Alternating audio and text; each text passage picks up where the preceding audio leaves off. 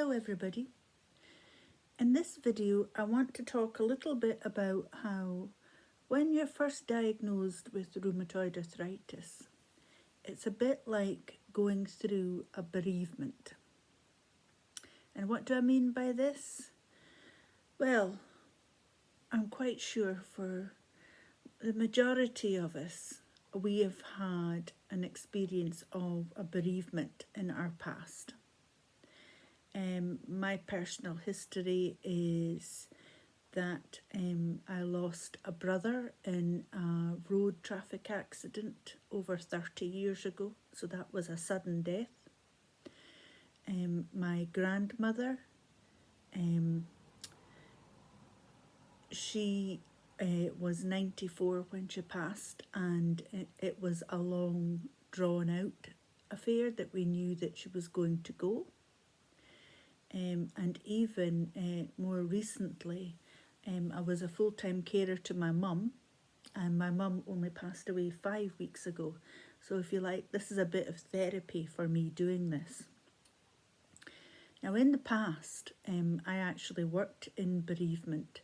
I worked at a large children's hospital in Glasgow, and I was working in bereavement, and I was supporting parents that had lost children.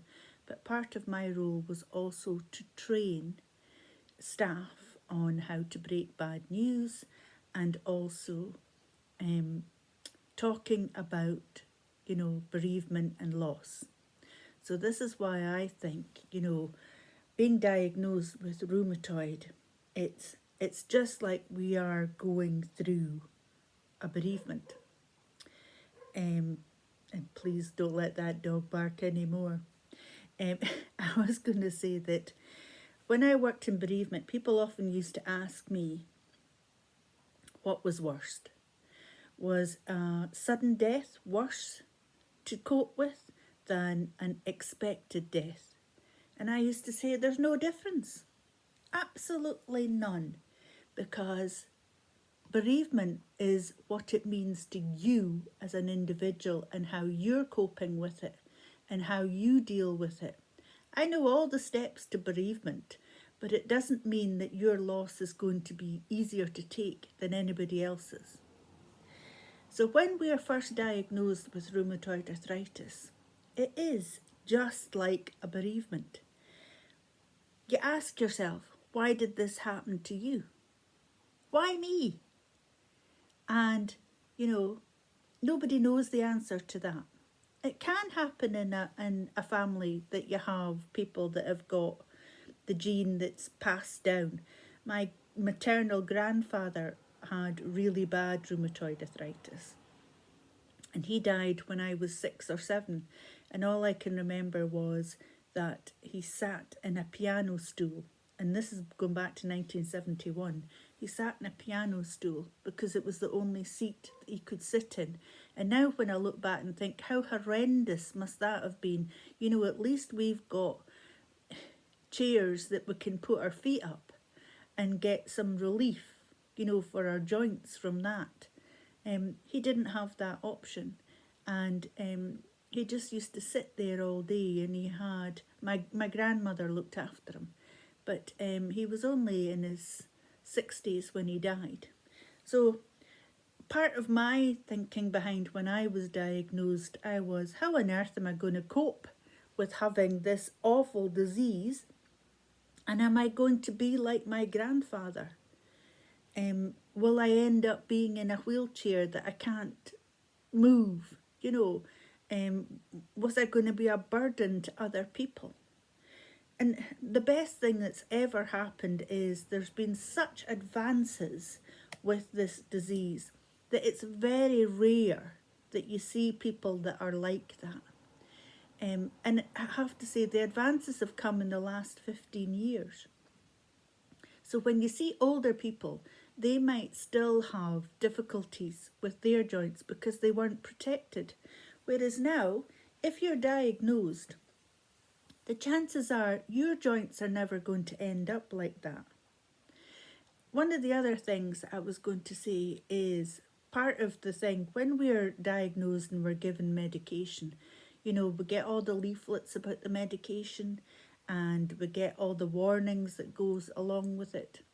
I know that for the drug that I'm on now, that it came with a black box warning that this drug may cause cancer. Well, if it gives me back some quality of life, you have to weigh all these things up. But never be scared to try something, because I know for me, 10 drugs in 3 years. And at stages I've been where I can't put one foot in front of the other. I couldn't get dressed, you know, I couldn't get on a bra. There's all sorts of problems that goes along with some of these drugs. But I would never be scared to try a drug, because that might be the drug that works for me. I hope this has helped you, you know, when you're thinking about this. You're going to, you know, when you're first diagnosed, you're going to have good days and bad days. But you have to treat it as if it is, because you're mourning the loss of what you think you know, you feel cheated because this wasn't supposed to happen to you in your life. You were supposed to be leading a normal life. You don't want to be a burden to other people. But, you know, as I've shown you, that there's gadgets out there that can help us. And I'm a firm believer in talking. And there's so many great sites out there that if you have any issues at all, that you'll get support. But we need to take every day as it comes. There's going to be good days and bad days. And on the bad days, you need to rest. And you just need to take care of yourself and give yourself a hug. But on the good days, then you take advantage of the good days and you do things that you like to do. Whether it is take yourself for a little walk, whether it is cooking, whatever it is, you do it. The difficulty is, you know, and I have to say, as an old timer and further down the line, you know, there's a lot of days that I can't do things.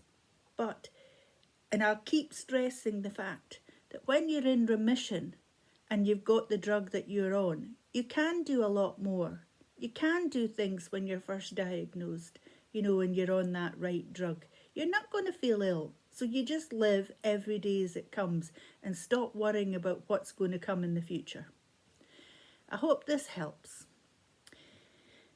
I'd like to hear your comments on this video. If you like it, thumbs up. Please share this video and please subscribe to my channel. Talk to you later. Bye for now. Bye.